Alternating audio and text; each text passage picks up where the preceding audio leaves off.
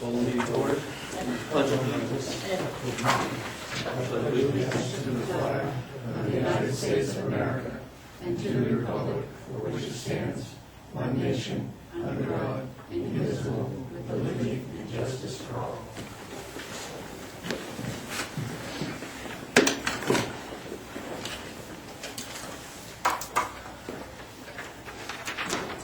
Move the agenda. Anything to add? Anybody else? Motion to approve then? So moved. Second. All in favor?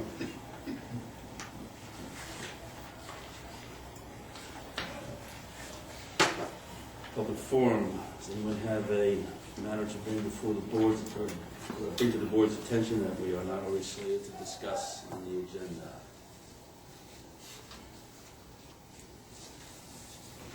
Well, let me read through the letter I got this evening, actually the board got this evening, from Mr. and Mrs. Lajeunesse. The board of Selectmen towns Arundel, dear sirs and madam, much too often we are prone to show anger and displeasure about services we receive. Not very often do we take time to praise and acknowledge those who do a remarkable job. Well, Roger T. and Company of our highway department this winter, as in other winters, have done a superb job on our roads and intersections. Just wanted to extend our thanks, Norm and Pearl Lajeunesse. Wow.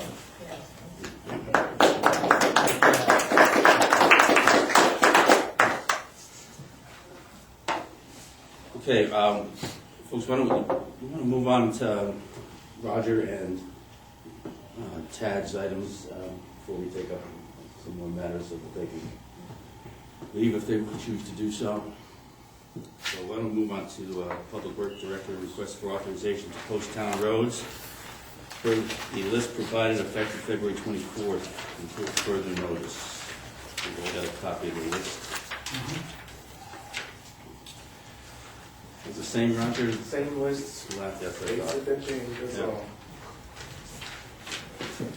The only roads on the bottom of the list that are not posted are covered by other ones leading into them anyway, so maybe we could post those, but what's the sense? I make a motion we post the roads as listed. Second.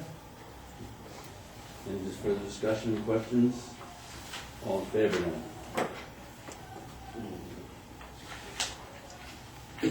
Second item, the Public Works Director and Town Manager discussed with Selectmen in regard to the Eastern Trail parking on the Limerick Road. We have a budget prepared by Roger and Todd, or maybe just Roger, with respect to what it would cost to basically install 5 parking spots on the northwest side of the Limerick Road, with an option to include paving.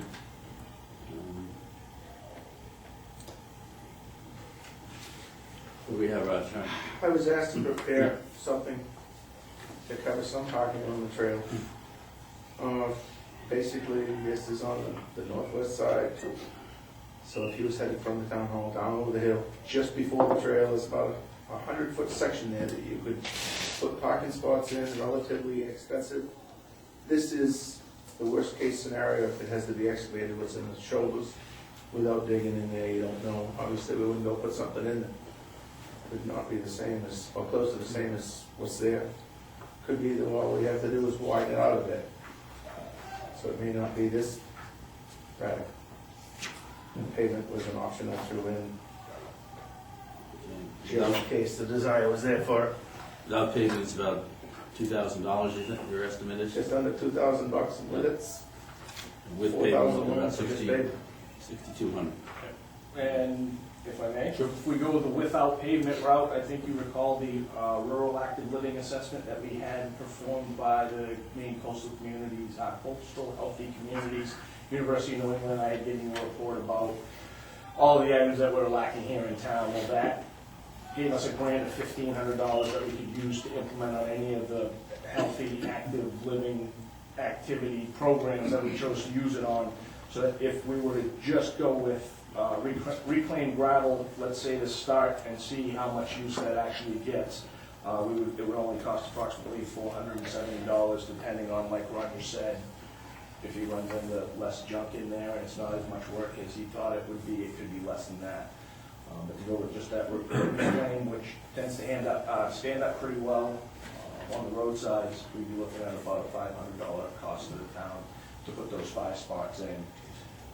From what I've seen, and I know Phil goes about it a little more often than I have, but typically, I don't believe I've seen more than 5 vehicles parked in that no parking area.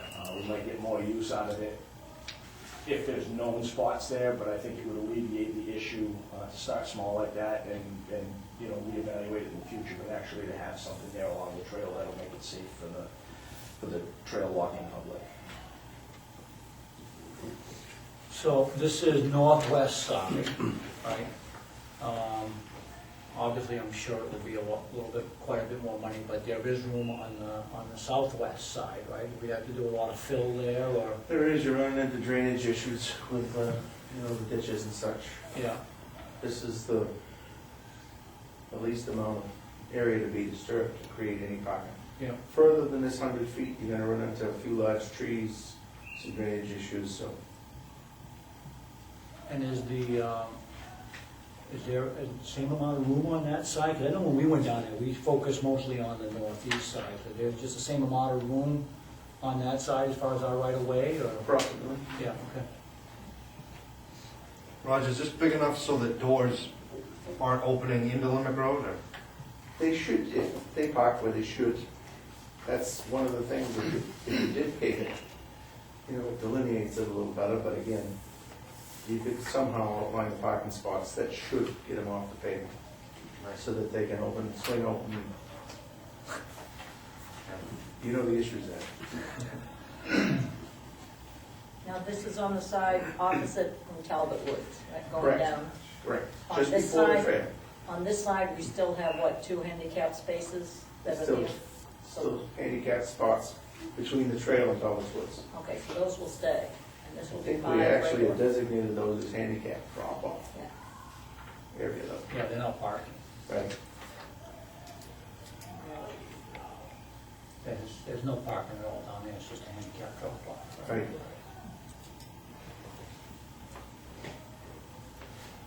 Anybody else gonna take? No, I was gonna make a motion, if you needed it, Um, if not. Obviously, this is a project that will Not happening. not happen in spring or summer or something like that at this point, right? Yeah, absolutely. If the board wants to make a motion to proceed with this, in my memo, I had mentioned that there are funds in the municipal park reserve that we could utilize if you go with the paved route. If we go with the reclaimed gravel route, we could probably pull that out of the operating budget. I wouldn't recommend taking it out of Rogers because he's getting tapped out, but I think the selectmen's contingency or even the miscellaneous account in the board of selectmen account would cover that, but you have the option to use that municipal park reserve as well.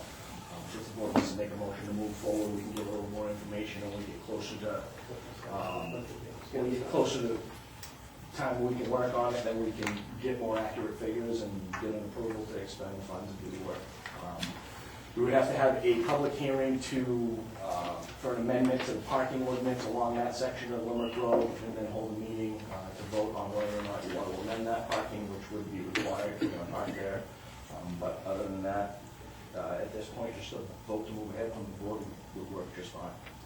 You need a vote for the grant? I mean, we should go after that grant. So we already have that, the grant funds are already in, so if you want to make a motion to utilize those funds, that would help as well, and there's a possibility we can pay for it all with those funds. Right. I'd like to make a motion that we use those funds that I mentioned, and then when the weather permits, Public Works moves forward with the parking on that side without paving. We could look at paving at a future date, see how it works first. I'll second that. Motion made, second, any further discussion? Let me just ask, Sam, are you here for this issue? No. This is. Another Sam. Sam, yeah. Do you want to speak to it at all? I didn't, I'll put you on the spot, okay. In that case, then, all in favor? Okay. bear in mind one thing, every time we create something here, there's no maintenance. So this is a one-shot deal up front, but there's maintenance later. It's gonna cost more money, it's gonna be plowed, maintained throughout the summer. Want to make a motion at this point to schedule a public hearing for the parking ordinance at the next meeting, which would be March 10th? Or do you want to hold off till the next meeting and discuss the parking ordinance and then subsequently set the public hearing for March 24th? I don't believe there's any rush because we No, I won't don't be think so able to either. do it before mid-April. Looking at the weather up there right now, we could probably just do it at the next meeting. Yeah, I would think the earliest. You'll send us copies of that and note which sections we want to look at changing. Absolutely. Okay,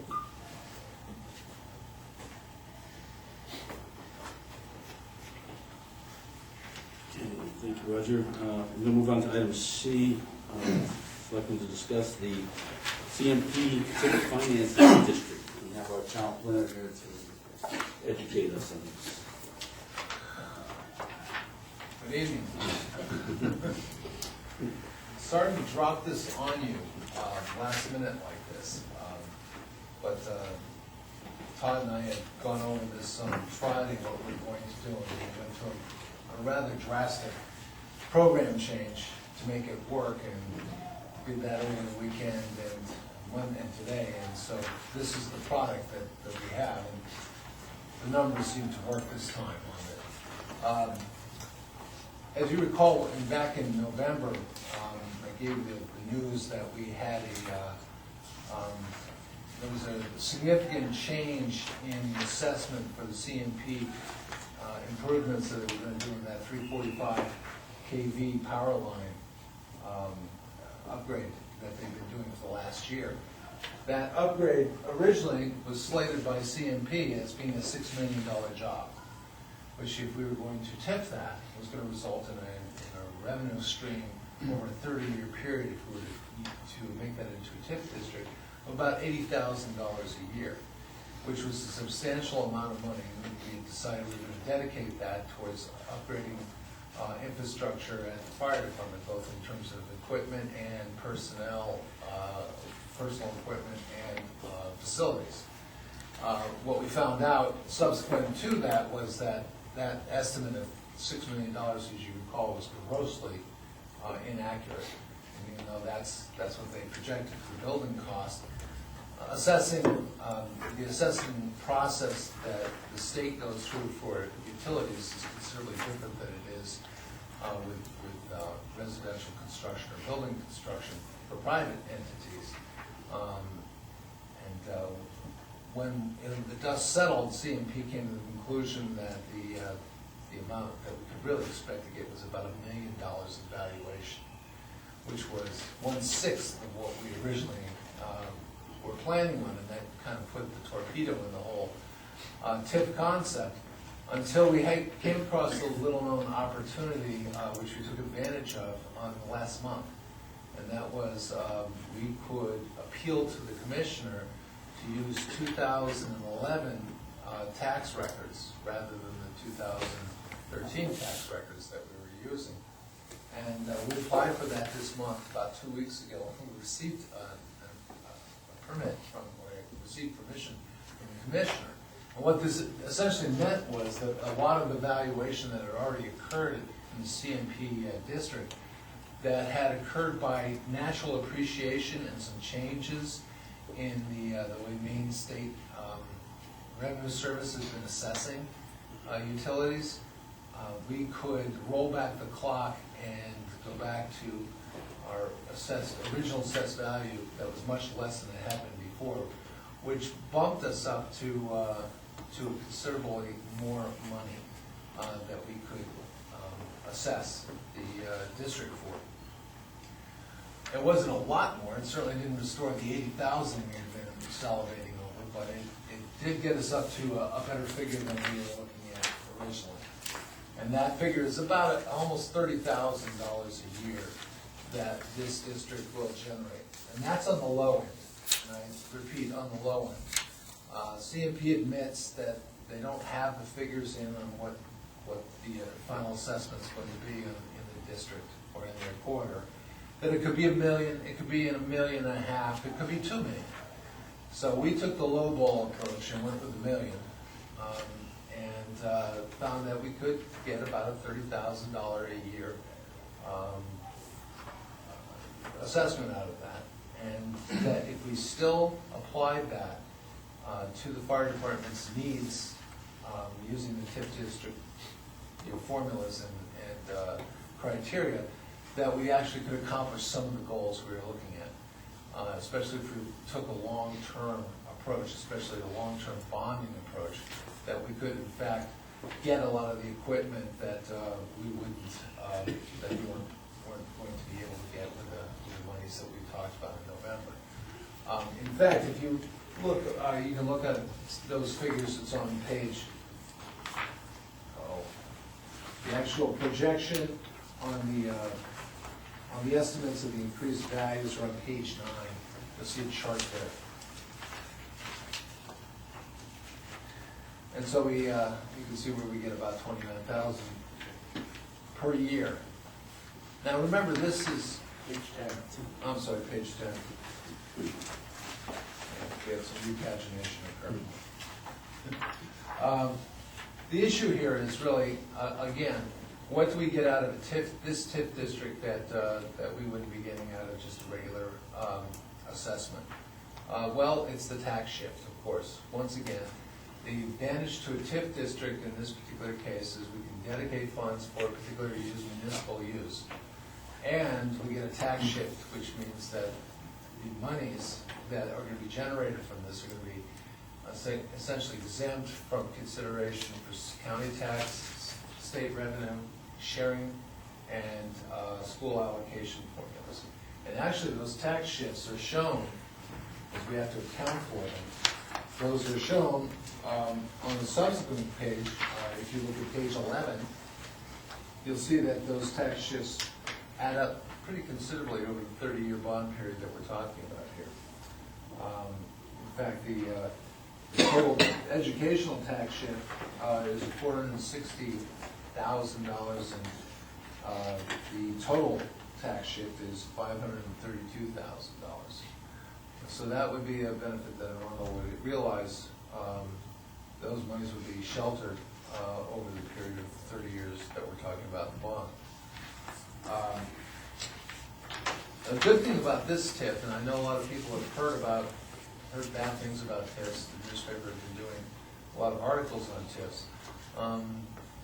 TIF is as good as the program that is designed for it. A lot of TIFs get a bad reputation because they make some large assumptions about what revenues are going to be generated over the life of the TIF from improvements in the district. Well, that's why we've been working hard on this district, because we know what the revenue is going to be. We have a bottom line already that's established, and that's the amount that you see in your chart on page 10, which shows that we're going to have about $1 million, $800 and some odd $1,000 that are going to be revenues that we're going to get in that 30-year period. They're pretty much standardized revenues. That's based on the current valuation of the district, which is not going to really depreciate, and our current mill rate of 14.5. So it's based on those mill rates, and it's a fixed amount that is going to be dependable for the next 30 years. We can expect there'll be some changes in the district. There'll be some natural appreciation, because we've seen main revenue appreciate these districts.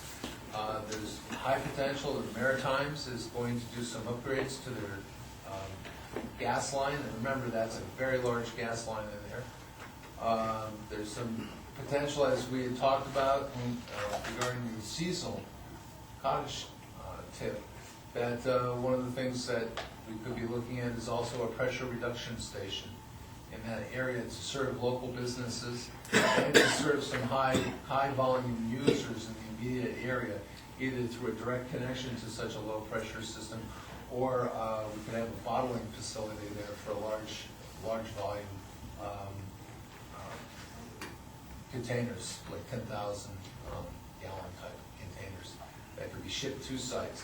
There's a lot of interest in that. So there's some real upside potential for valuation in that district and the amount of monies we could get, but we're not considering that in this application at all. We're taking a very conservative approach. We know what the amount of money that we're going to be getting is, and we're proposing that we can solve some of the capital improvement problems that the fire department has experienced or will experience in the future by implementing this TIF district. One of the things, as you recall, that we're going to be would be financing in this district would be the provision of a brush truck, a real, honest to God, wildland brush truck, not a modified one, but a real four-wheel drive brush truck, a UTV system, which UTV is a side-by-side ATV, which has the capability of getting into the area where the CMP corridor is, but it's also obviously going to be very useful to us elsewhere in town, whether it be on the Eastern Trail or anywhere where we have potential, any potential for accidents or wildland fires to occur. It gives the fire department incredible capability to go out and to get into areas that they frankly have not been able to access in the past. And it comes to mind, there's been several instances, one in which in a rescue out on a rather wet, soggy field, and the rescue got stuck in there. The UTV enables us to extricate people from such situations without encountering that kind of problem. Same thing with accessing remote areas for either snowmobile rescue, ATV rescue, or just anybody who had a medical problem or gets lost. When it happened on the Eastern Trail, we had an incident last year where an out-of-town trail user got lost on the Eastern Trail, which was a feat. They found themselves wandering across the walkway. Yeah, they left the trail and had some directional problems as a result. And then, of course, the big ticket item, which is always a great concern both to the fire department and to you as the selectmen, is the issue of pumpers. And unfortunately, as you probably have been aware, prices are rising on everything, and that includes pump apparatus, and we are in a position where we're going to have to be replacing one of our pumpers relatively soon. And this at least provides us with a strategy and a way of being able to fund the replacement of that pumper via a bond that will ensure that we don't have a large hit all of a sudden to the general fund. In it, we're recommending 3 different bonds that occur in sequence. The first one is a $151,000 bond that would deal with brush truck and the ATV system, and also provide some money for wildland firefighting equipment and gear. So my understanding, the department does not have the gear. Probably use a couple of 6-horse Honda pumps for wildland firefighting. That's a short-term bond that would be only for a 6-year time period. The second one would be the replacement for the pumper. That would be a 20-year time period. So that pumper would still have service life in it at the time of the expiration or the maturity of the bond. And the third one, of course, would be the $115,000 that would cover a number of different items that are also on that agenda. So, Ted, that phase 3, that should be upon maturation of phase 2? Right. These are in sequence, Yeah. one after the other. Because the problem is if we're only dealing with $29,000 of revenue that we're getting here, we certainly want to make sure our principal and debt service is covered by that $29,000. There might be a couple of incidences in the early part of the bond, especially in the $425,000. We might have to kick in $1,000 from the general fund to cover it. But I'm hoping that by the time we get to that stage, that's around 2030 or something, that we'll have some appreciation in that district sufficient to be able to cover that. Of course, the thing is that we're talking about bonding when we don't know what the interest rate is going to be in 5 years or 20 years. And obviously, these are going to be subject to change, and to this body and future selectmen to make decisions on the funding mechanism and what to buy. But for the purposes of this TIF district, we're setting up a scenario here that shows that it's doable, that our program can be financed by the TIF revenues, that there's upside potential, and that this solves a problem that currently has not been addressed, and that is important for the protection of the investment that CMP is making in that particular district. Are we stretching it a little bit for that? Yes, we are. But we're trying to solve a funding issue that we need to solve. And so far, the DECG has been receptive to the entire concept and has gone over the concept with us. Now, if we were to proceed, if the selectmen decide to proceed, we're in a hurry-up mode because we would have to submit this application to the state no later than March 28th. Since this has to be approved by a special town meeting, that would be something you have to call for. There are also public hearing notifications that have to be done prior to that. We have it mapped out, but it would require rapid action from the board if we were to make that deadline. If I might just step in, Ted, the reasoning for, I know Jason might be wondering why some of these pieces of apparatus are in here, and part of the work with the DECD in trying to make this fit into a utility TIF district is the type of equipment you need. We had discussed, rather than purchasing an ambulance out of the reserves to roll an ambulance into this program, but DECD doesn't necessarily see that as being a top priority when it comes to the CMP corridor. They're worried more about the wildland interface with the urban areas, being able to access that trail, being able to put out fires on that corridor that may occur. And so that's kind of why the brush truck and the UTV came first, and then a front line attack pumper, because of the funds that will be coming in, as well as what the DECD was looking for us to do with those, what the type of equipment they wanted to see on that corridor. There will be 4 years, the way it's projected, and keeping in mind that all of these tax rates are calculated as though that 1450 mill rate won't change over the next 30 years. We all know that there's a very good chance that that will change, and when that does change, the amount of revenue coming into the TIF program increases by that same increase in the tax rate. So there are 4 years, if you were to take the scenario that's the $425,000 for the pumper, those 4 years where the department, actually there's 1, 2, 3, 4, 5, 6 years where the department would have to, at the most, put in approximately $2,000. The selectmen would have to just budget for a few $1,000s to cover that shortage in the bond payments. But other than that, that would be nothing. All else remaining constant, there'd be no increase in the tax, so there's no rate or in the valuation of the TIF district in and of itself. I also should inform you also, in talking to the DECD about this, although this is a contract that we have with them to do this district, the elements in the contract can change. In other words, nobody's going to come by and check and see if we bought everything that was said in the program, in the development program that we've set aside here. You know, if things have to change, things have to change. And one would assume with a district that extends this long a period of time, that they will change. And it's just a matter of staying within the basic concept of the program and notifying them of if there's any major changes that we do make in the district. And you can make amendments in your TIF program. They have to be approved. But in terms of individual items, what you pay for this, what you use the money for, as long as it's in the general use, the general type of use that we're specifying in here, DEC is not going to follow us and do an audit. They just don't do that. So we have flexibility built in. We just don't have flexibility in our application.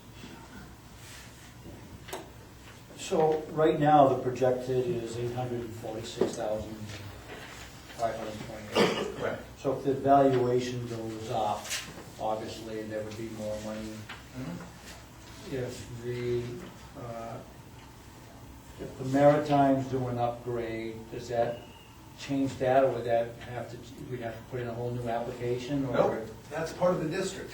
That's one of the reasons why we thought this was a good idea, because for a long-term district, is because that utility, anything that's in the district, any valuation change, any improvement in that counts for the whole district. So if somebody were to put in, let's say, a fiber optics cable in there, that value of that fiber optics would automatically increase the valuation of the district and the captured value that the town would realize from that. So 5, 10 years or so down the road, if somebody does something, does that application have to be redone over, or do we automatically? No. It's automatically captured. We have to amend it if we wanted to buy equipment or use the funds for something that we hadn't designated. So if we decided, you know, wow, we've got X amount more dollars, maybe we can afford to buy a rescue vehicle and justify it now.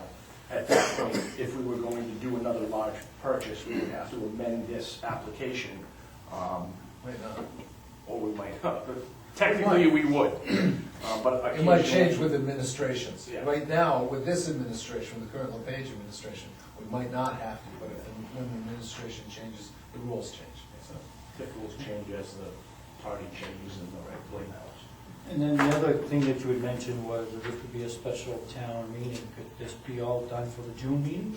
This would, no, we would have to have a special town meeting just like this. Hopefully more people would show up in sometime, hopefully by March 24th, to capture the value, because we were just granted the extension to go back Oh, so an we gotta extra get it year. before- So we've got to before get that. it before April 1st to make that extension. Okay. And so if that's the case, what I would plan to do is on March 4th, hold an extra selectmen's meeting to sign the warrant and to get all of the paperwork in order so that we can post everything in the papers and have the vote to take place in a timely manner. Do we need a public hearing? We do need a public hearing, that's why I would have the extra meetings, we could sign the warrant, set the public Public hearing, hearing. and set the date of the special town meeting. Is the public hearing required because of the TIF? Yes. Okay, not because the special town meeting Special doesn't town, no, but require- it's a requirement in the TIF statute that you have to have a separately held public hearing. Yeah, well, you have the original assessed value, is that current assessed value is $2,162,000? that's the assessed value in 2011. 2011. That's why we're backdating. Okay. It's because that exemption that we just got from the commissioner enables us to do that. And that's what gives us the extra value that we wouldn't have had otherwise. But you said you were conservative in saying that we were going to get an additional $1 million based upon the improvements done in the district now. Yeah, if you look at 2015, which would be this Right. upcoming fiscal year, we'll probably see the state issue about $1 million of additional value in that district. When you have a projected annual assessed value, it looks like we get up above $1 million. Yeah. I mean, after year 3, 4, 2015, you're about $2 million, aren't you? Yes. Okay. Yeah. But it's what's happened is we've seen, what you're seeing there in year from 2012 to 2014, you notice how there's this gradual appreciation? Yeah. That's just appreciation in the district. There's been no additional valuation that's put on that. Okay. That was done by the state, because Beth doesn't really get to do much when it comes to this stuff. So your $1 million is $1 million over the 3 ones? Okay. Exactly, you see that big jump there? Yeah. All right. From 3 to 4, Mhm. that's where we're anticipating it kicks in. No. In the interest of full disclosure on this project, as we go back to April 1st, 2012, the valuation at that point in time was $2,162,000. April 1st, 2013, the valuation of that property jumped $600,000. So we will lose in the general fund tax revenues about $8,700 to be able to go do that look back to gain that money into the TIF fund. It won't be coming directly into the general fund, but it's only approximately on a 1450 mill rate at $600,000, it's about $8,700. So there would be a regression, but I'm almost certain that that will be covered by value that the town's gained since 2013. So this, when we commit taxes this year, we'll make up for that difference and then some. How in the world, if they're seeking abatement, is that what's gonna happen? Nope, they'll just, the way we value those properties, they'll still pay the taxes to the town Right. into that TIF fund. Those taxes won't go into the Oh, okay. general I get you. fund. So there'd be that $8,700 shift. Every single year, we have to make a report to the state. It's not really a big deal, in which we give them what the current value is and what the current captured value is, and so that they can track any annual changes in the value of the district. And that would be a one-time Yeah, it's one. adjustment that we'd have to make. Okay. Any other questions? Move to the board. Anyone else have any questions? Okay, so at this point, we'll need a motion to set a special selectmen's meeting for March 4th. Make sure that is Monday. It is? Yeah, so we need a motion for a meeting on March 4th. At which time we will set both hearing date Yep. and special town meeting date. Yes. So moved. Is there a second on that? Second? March 4th is a Tuesday. Oh, it is Tuesday. It is? That's why I was checking. March 3rd, obviously. Okay. I don't need to look at the patches. Okay, so March 3rd, yes, March 3rd would be the special selectmen's meeting. Required 10 days before the special town meeting. So ideally, we could do the special town meeting on the regularly scheduled selectmen's meeting on the 24th, and we could do the public hearing on the regularly scheduled select, how many days before? 7. We have a meeting on the 3rd. We have to notice a public hearing 10 days in advance, right? It depends on the statute. Okay, I'm Some gonna have is, to check the statute, because some are ideally, 7 we and could some are hold 10. that public hearing on the 10th at the regularly scheduled meeting, and then have the special town meeting at the regularly scheduled meeting on the 24th, but I'll have to check and see if that meets the statute for the notice of that public hearing. It's 10 days into the TIF. It is 10 It's days. 10 days into the TIF. Well, it's 10 days prior to the vote, but I don't know how many days it is after they sign the warrant. They have The, to call for a special, they have to call for a public hearing when they sign the warrant. is the public hearing required to be in the same manner as a town meeting? It has to be signed by the board? I And believe so, Okay, yes. so, Is that 7 or 10? Well, we don't have to worry about it now. Yeah, We'll set- I'm just trying to make sure we can get all these dates together, but Right. let's do the 3rd. okay. Okay, so motion will Made and seconded. Hold a special. amend the motion to March the 3rd rather than the 4th. Yes, Okay, 3rd. for a special selectmen's meeting to consider both the public hearing, establishing a public hearing date and signing a warrant for the special town meeting. And there was a canned warrant here. Later on in the agenda, you'll see I need authorization to sign the engagement letter with Shanna. She's waiting for this document and ready, she can turn it around, she said within a day. Okay. Any further discussion on the motion? No, second, I told you second. Yeah. Yes, Dan? Oh, no. Okay, all in favor? Okay, so we're moving ahead with this.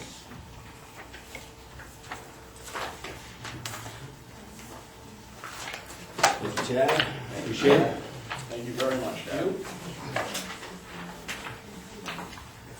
Okay, so why don't we then move back up to item 3, I'm sorry, item 4, approval of the minutes from February 10th. I think we already had a There was an amendment. amendment, well, not amendment, Correction. substituted page 4. Right, apparently I changed the warrants to Ian, but I forgot to change the seconds. Yeah. Velma was not here for the meeting, so I Right. changed that. Uh, The only thing I know, I think Ryan's last name is spelled with an E. at the end, right? It is. Senator, Yes. You copy that, Ron? T-O-R-E. Oh, Elijah, he has a copy. Tack it up on the boat. Post that on your board, I Make sure he wasn't making that up.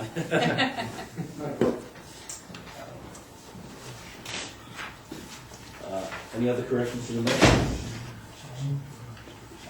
Entertain a motion to approve them. So moved. Second? All in favor? One abstention.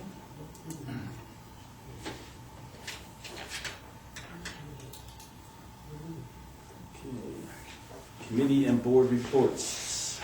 Okay, so as you may or may not be aware, tomorrow night, RSU 21 Board of Directors will be holding a public forum for the purpose of receiving public input regarding facilities challenges that are facing the district. Held immediately at Kennebunk Elementary School, beginning at 6 p.m. in the gymnasium. If you're unable to attend and you want to send your comments, there is a message board up on the RSU website, rsu21.net.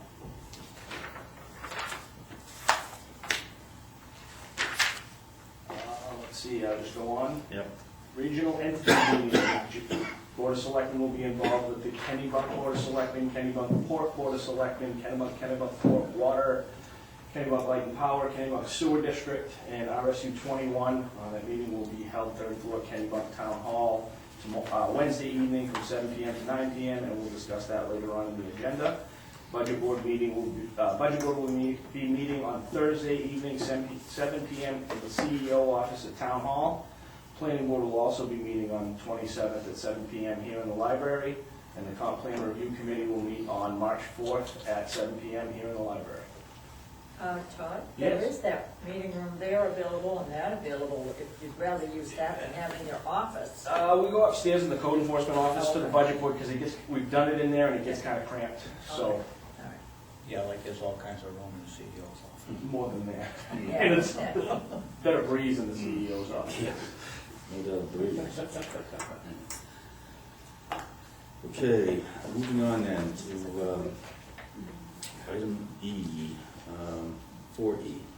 Town manager requests authorization it's town manager requests authorization to sign engagement letter or agreement with Bernstein Shore for TIF district review. I think we have a copy of the engagement letter from Shanna Cook Muller. Yes, I've worked with Shannon before, she comes highly recommended, and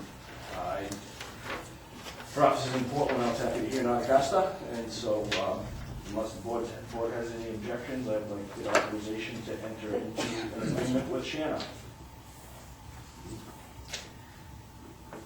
So this is basically just to review the TIF district with the seasonal cottages, not this, not the one that we just talked about. She is going to review ours to make sure that everything is in order, because the consultant for the CMP, for the cottages TIF has been working with Tad on the CMP TIF as well.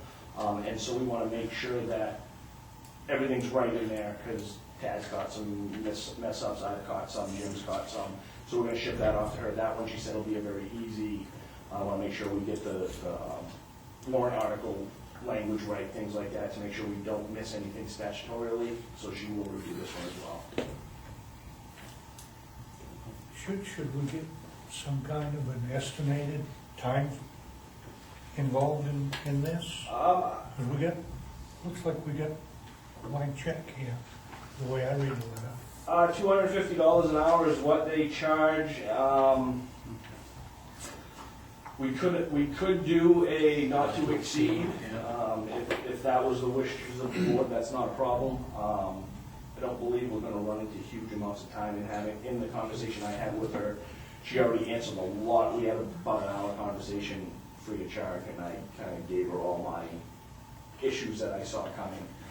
And she didn't think, from what she read, there'd be more than 10 to 15 hours worth of work in there, so we'd be looking at So you 2,500. do have, We have an idea, you but. have an idea where we're going. Yeah, she would be more than happy to do a not to exceed, but I will shut her off before we get to that point where we're gonna spend way too much money. And we made that very clear in the conversation we had. I think you can just stay in communication with her and see where we are with the hours that are being invested, And the CMP one, in my opinion, is minimal. I don't believe her review will be long.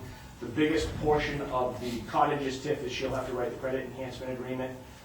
And at the next meeting, that's a conversation that we're going to have as to whether or not we want to take that cottages TIF to the point where the town approves it before writing that credit enhancement agreement, or if we want to incorporate that as part of the TIF. So we'll have the understanding of what that agreement is going to do, but the actual language of the agreement wouldn't be written yet.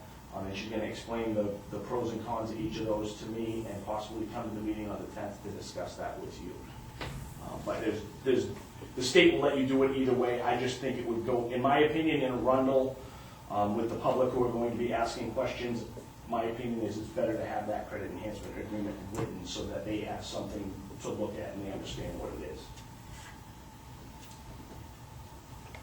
Any other questions, folks? For what it's worth, the hourly rates, I think reasonable given the nature of the work being performed. This is fairly specialized stuff. Yeah, I'm questioning the hourly rate. Yeah. It's the how many hours. Well, I understand that, but I was pleased to see the rate. And she does so many of these that Yeah, I'm sure. you get a little economy of scale Yeah. there. Yeah, so if she starts getting above 10 hours, then we're gonna take a look at it. Right, See what- absolutely are. At least find out how much time, Yeah. more time it's gonna take. So I'll need a motion then to authorize the town manager to sign the engagement letter with Bernstein Shore. So moved. All in favor?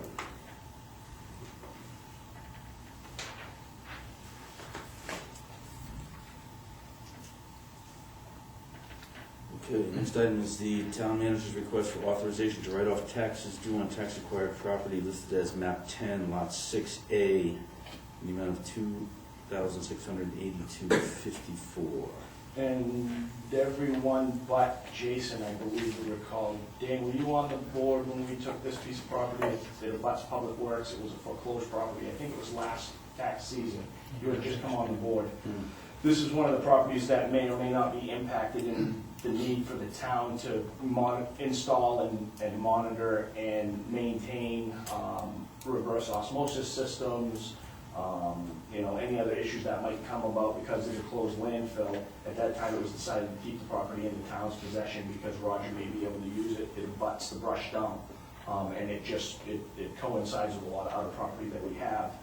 We're running tax bills, we're running foreclosures and liens.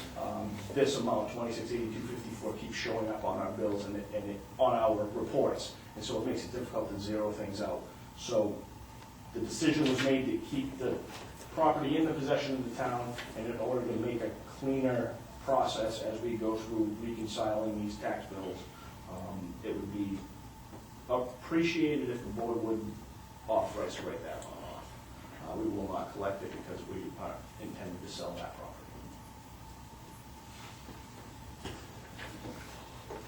And that's from, 11, 12, and 13. okay. Their taxes and arrears, so those won't come off until we get out of all of those cycles. Because once it became into this current tax year, 2014, we listed it as under town of Arundel as tax acquired, so Right. it didn't get billed this year, but. And it the won't get previous billed, it years- won't get billed forward, but Right. the Correct. previous years was, yeah. Yeah, and they're still accruing interest, and it just makes it cumbersome for Rebecca when she's reconciling her accounts. What's the board's pleasure? Make a motion, we authorize the write-off of the taxes of $2,682.54 for lot 6A, I'll second that. map 10. Any further discussion? All in favor? I was gonna ask you, Dan, if you were at lot 6A somewhere else, because the way you just said lot 6A. Yeah. It is 2682. Inform the selectmen of the status of the revenue sharing bill. Currently on what page is that? It is on his desk, he has refused to sign it, but he said he will not veto it. He also will not issue bonds that are pending, but I just wanted to make you aware of that. And what I plan to do is, as we get closer to a final number from all of the contractors and some of the unknowns still in the budget process, is I would like to actually reflect the $158,000 in revenue sharing we should be getting, and adjust the undesignated fund balance accordingly in order to balance revenues that way, because of, as I said at the other meeting the other night, is once the legislature sees that all of these towns aren't budgeting for revenue sharing, it gives them that much more leverage to say you don't need it. So I'll just shift what I've done to keep revenues the same, but take it out of the undesignated, the amount that we use undesignated.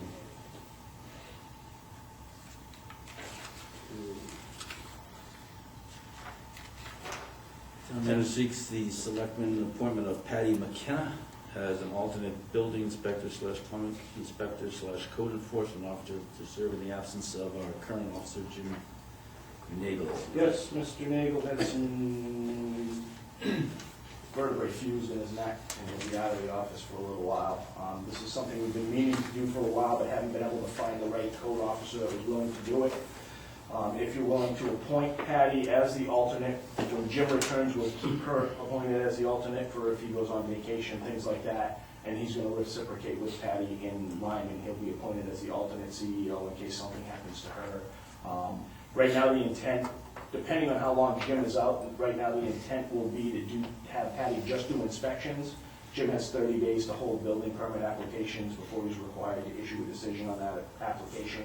We're going to wait a few weeks and see if he comes back before we have Patty issuing permits, but until then, we'd like her to do the building inspections and that sort of thing, so we don't hold people up. How is she getting compensated? She'll be compensated once, she'll get her hourly rate that she gets in Lyman, and once she's agreed, once she's completed her duties here while Jim's out, we'll square up with her at that point in time. So she'll be getting her hourly rate, she'll keep her hours as to what she's working here in Arundel. Right now, it looks like she'll be doing Wednesday mornings from 8 o'clock to noon, and then inspections either at 7 in the morning or at 4:30 in the afternoon, because she works 9 to 4 in Lyman. And so we'll keep a running tally, and when she's done, we'll compensate her then. So what's her hourly rate? $23.58, so she's a few dollars less than Jim. Any questions? And she has all of her certifications, and Reference. she was the CEO of Waterboro for 12 years before moving to Lyman.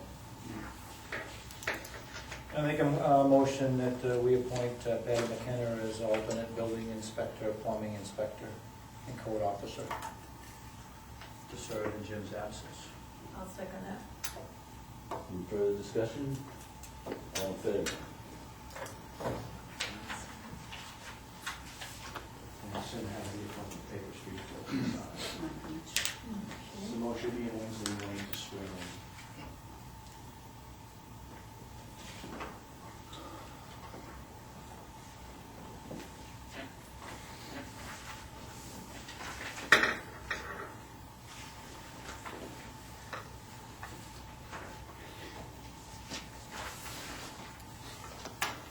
So I don't know if we're-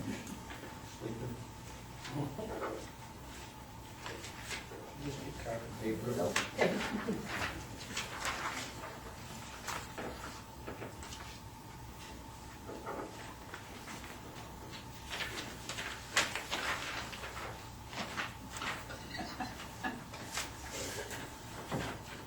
Explain this, guys.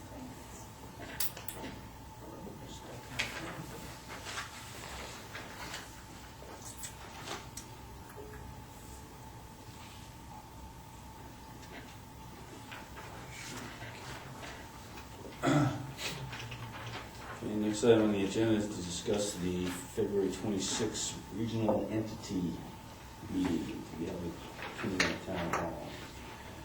Just curious, show of hands to see how many people are actually planning to attend this meeting Wednesday night at 7 p.m. Yeah, check.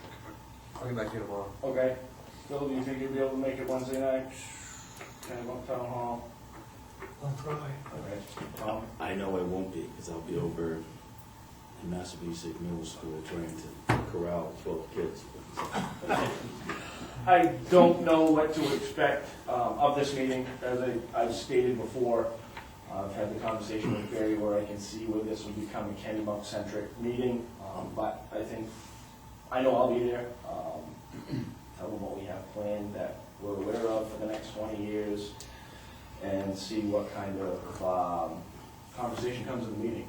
I believe that it may be intent to have these in the future to try to find ways that we can regionalize, do things together and save money at doing those. We have done that in the past with crack sealing our roads, chippers and brush, doing chipping and brush, and some of the towns work together already. So I guess it'll be to explore other ways that we can work together to try to save some money. So that's 7 p.m., third floor, Kennebunk Town Hall.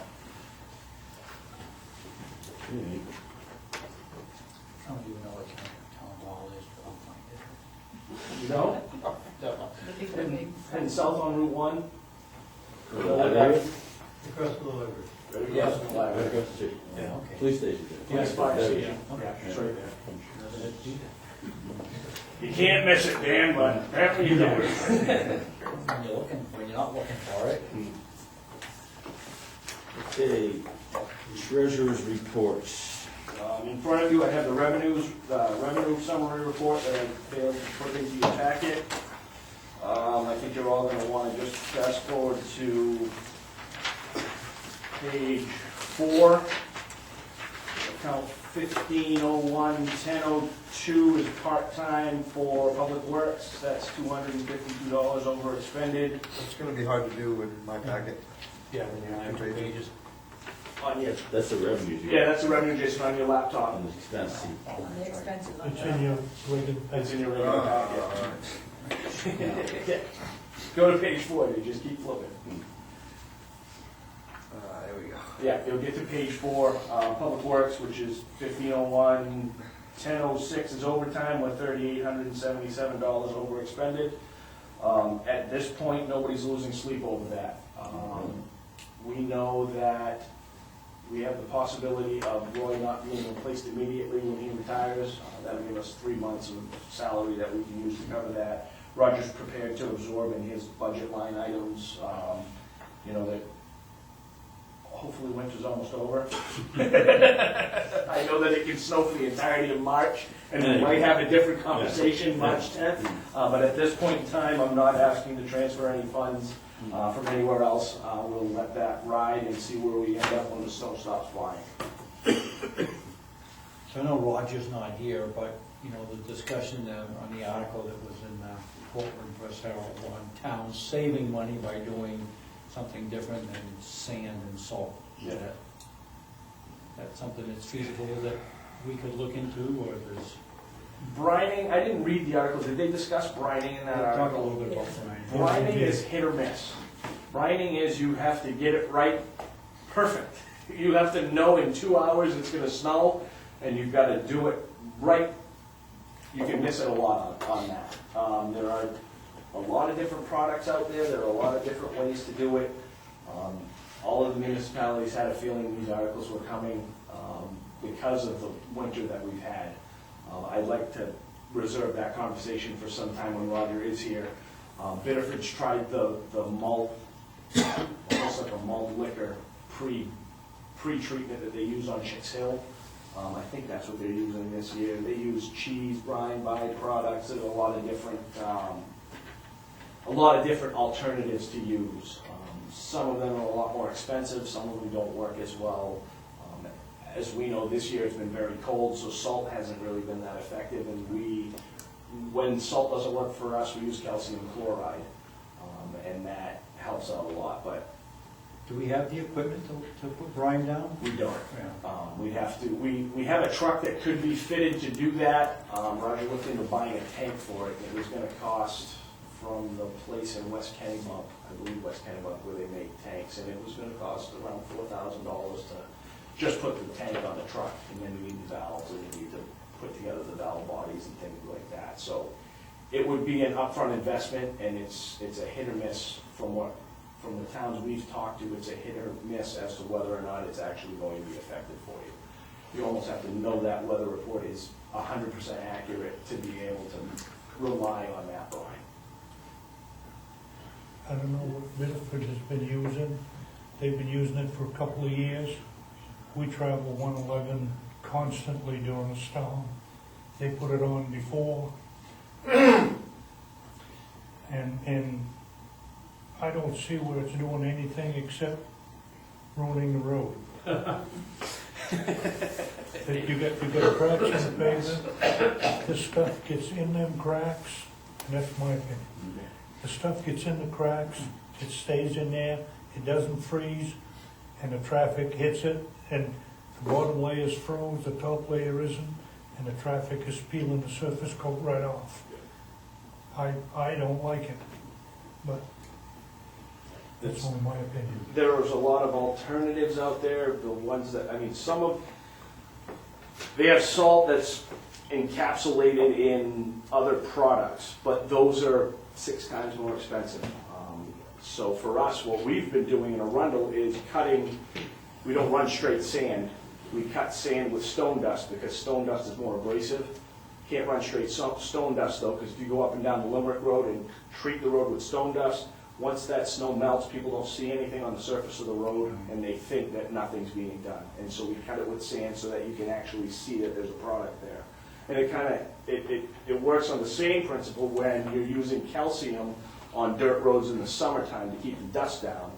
Those roads don't freeze, so when you're trying to plow dirt roads, in the beginning, in the fall, it turns into a real mess. And I think a lot of that's happening with, I think Biddeford, it's either malt or it's a molasses mixture. There's some sort of, it smells like beer when you follow in that truck. And you want to get really close. It gets on your vehicle, and you It gets sticky, and it's all over your wheel wells, and so there are other alternatives out there to look at. We're not geared up to use them yet, and it's definitely a conversation we could have with Roger. It just, this winter brings that stuff out, but there are a lot of other cities in the US that have a lot worse winters than we have, and, it might be worth just putting some feelers out and see what they're doing, seeing how it's working. We can save a little bit of money, this stuff gets expensive, so Absolutely. maybe not, but it doesn't mean that we can't look at it. Absolutely. On the expense side, what happened with the general assistance Meaning? overtime? Oh, overtime. Wrong one, yeah. Page 5.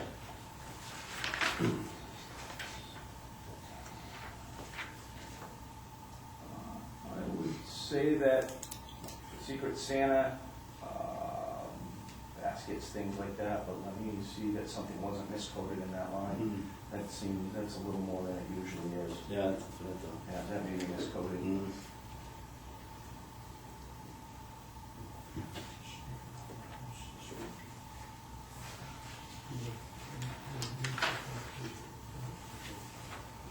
Okay, any other questions on the treasurer's report? That side or revenue side? Okay, entertain a motion then to approve the payable warrants. Second. All in favor?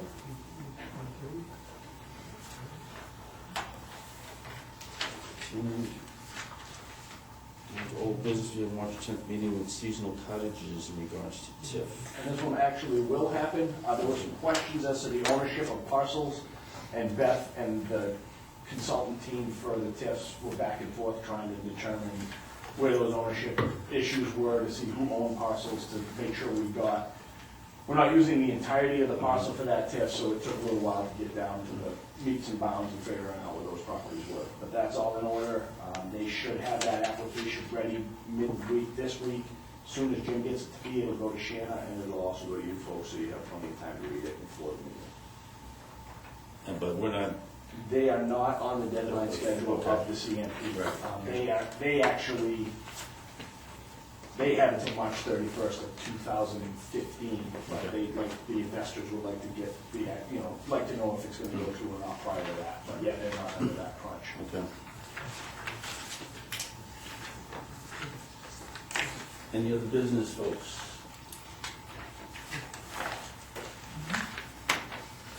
I would encourage everybody to email our state representative, Mr. Perry, and request that he not support the abandoned road bill. Yes. It's gonna cost us money, and it's not gonna be cheap. It won't be as bad for us as some other towns though, because most of the roads in question are over 20 years abandoned. But I've talked to a few towns who We still gotta do an inventory of it. exactly. Towns that are looking to adopt ordinances now on how to abandon roads.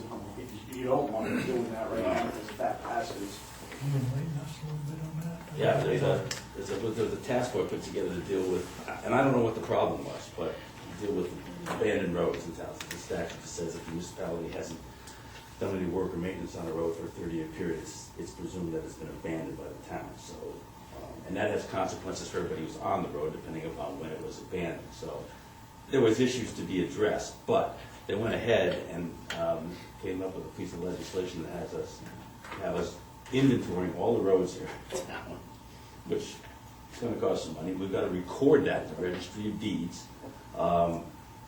Then there's the discontinuances of roads has to be reviewed on a 20-year basis. We have to, if we have a public easements now on roads, we have to decide whether we want to abandon them, discontinue them or not. Because it means if you discontinue them, you got a damage claim to pay.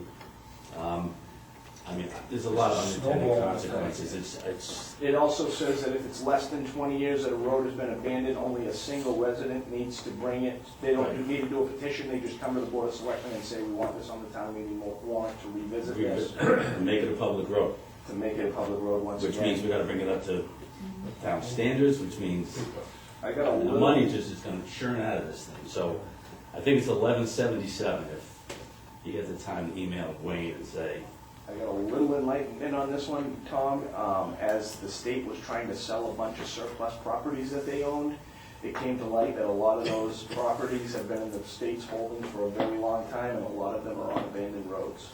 And so that is kind of, that's what I had heard is. I don't know, I was trying to figure out what the problem was. The legislative bulletins that you get, there was one that really got into it in Yeah. detail, and it was very good. I don't know which issue it was, but. There's 2 or 3, yeah, you're right, 2 or 3 issues back. I mean, I already emailed Wayne about that, but I didn't know where he was on it. He didn't have many decisions. I spoke to him and said, he had asked my opinion, and I asked him, I said that as far as I knew, we were opposed to it, because it would cost all the towns a lot of money, so hopefully he voted in that manner. And 1462, while we're on legislative action, there was one before the legislature before, where any towns who sent their solid waste to a landfill and didn't get burned, we're gonna get charged a $10 per ton surcharge for sending that solid waste to the landfill. That section of the legislation has been removed, so that penalty is no longer there. And that was gonna cost, I believe they said that would cost York County $200,000 or $300,000 a year, just for the, the cumulative amount of towns in the county, and so they eliminated that. That came to bear almost immediately after they tore down Merck. Yeah. So that, at least the penalty portion of that legislation has gone away.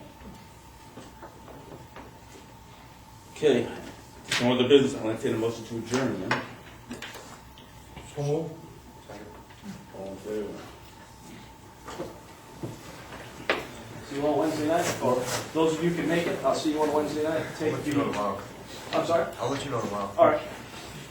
Yes, sir.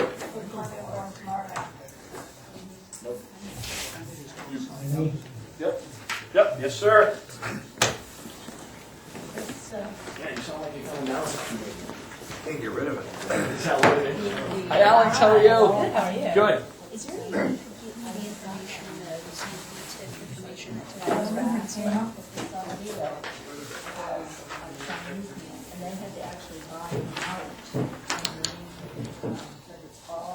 Everybody's excited. I think we're all. I'm going to be up tomorrow, but if you email me, I have access to my email if you have any pressing questions, or if you have to have a call and you can answer any questions. Okay, thank you. You're welcome. Because they don't want any objects.